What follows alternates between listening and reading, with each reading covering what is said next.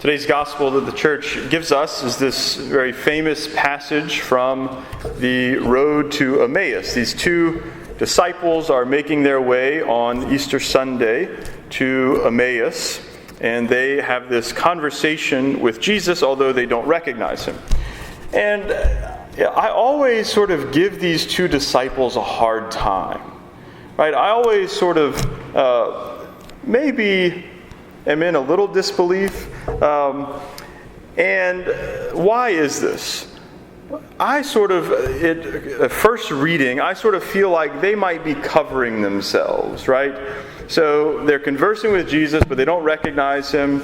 And then whenever they realize it was him, I can just imagine them sort of looking at each other and going, oh no, we knew it was him the whole time, right? Our hearts were burning within us. How could it not be him? Of course, we knew. I feel like at times maybe they just didn't want to look like fools, that they didn't recognize Jesus, right? And so they sort of cover themselves in that way.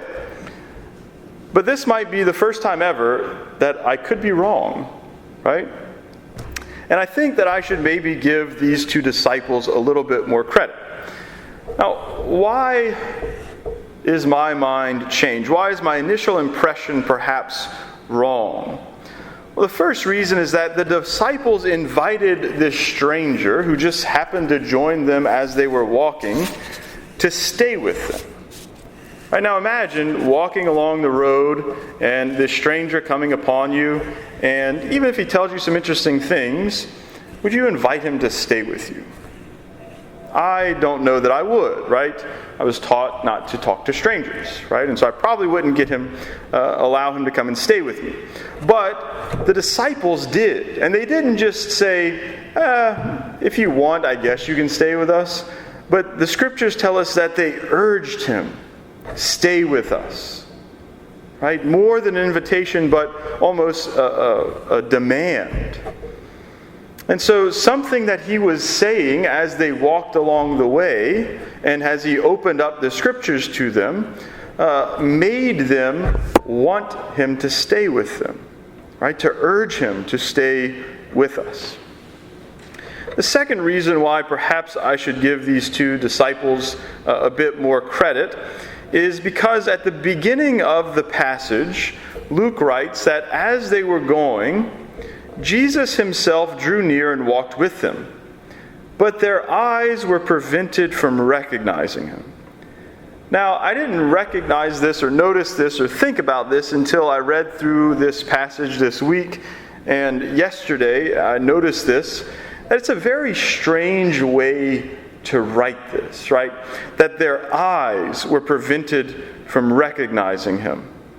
Right? Someone describing where something is, or I think of this in terms of if someone's trying to tell me, oh yeah, this place is right by that place or across the street from this, and I've never really taken notice of that particular thing before, I don't say, well, you know, I've driven by that many times, but my eyes didn't see it. No, I say, I didn't see it, or I didn't recognize it. Right? How else would I see it? And so why did Luke write in that way? Their eyes were prevented from recognizing him. Well, because it was precisely their eyes that could not see Jesus. But, as we hear at the end of the gospel, their hearts were not prevented from recognizing him. Right? Their hearts were burning within them as he spoke to them.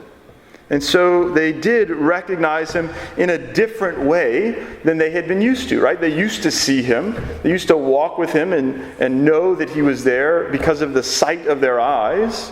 But now Jesus is appearing to them in a different way. They can still recognize him, but they have to recognize him in a different way. They had become like those who Jesus spoke of to St. Thomas whenever he said he wanted to put his fingers in the holes in his hand and his hand in the side. Right? Jesus says, "Blessed are those who have not seen and have believed." Right? These men are believing, they are understanding, even though they cannot physically see Jesus. And so I think that this is important for us to take to heart and to recognize. I remember one time Cardinal Dolan was preaching on this particular passage when I was in the seminary, and he was talking about how he had gone to the Holy Land, and after the touring that he had done over several days, the tour guide asked him if there was anything else that he wanted to see. And he said, I would love to go to Emmaus and to see that place where these men were traveling to. And the tour guide said, well, we don't really know where Emmaus is. There are a couple of possibilities, but we're not certain of where it is. And the cardinal, I believe, was a bit disappointed in that, but then eventually came to see that in some way this is good, because now we can all be on our own road to Emmaus, right? That it doesn't have to be going to a particular place, but that if we're walking with the Lord, then we are on our way to our own Emmaus. And so, in many ways, we have become like those disciples during these days of the coronavirus, right?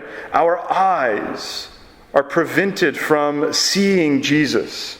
Our mouths are prevented from tasting Jesus. But our hearts are not prevented from recognizing Him, right? Our hearts, in a lot of ways, even more so because we can't see, because we can't taste, our hearts burn within us, waiting for Him. Our hearts burn within us as we watch the Mass. Our hearts burn within us as we listen to talks, as we pray the Rosary, as we pray the Divine Mercy Chaplet. Right? Our hearts are burning within us, wanting to recognize Jesus. And so while we are separated from Him in some ways, we should think about our hearts focusing on Him and think about how we respond to the difficulties we are experiencing. Will we complain about it? Right? Will we feel sorry for ourselves? Will we get angry at the state leaders or the bishops or whoever that we say are just keeping us from what we truly desire? Or will we recognize Jesus in a different way? Will we be overcome with paschal joy, recognizing Him burning in our hearts? And will we go out seeking to proclaim Him to others?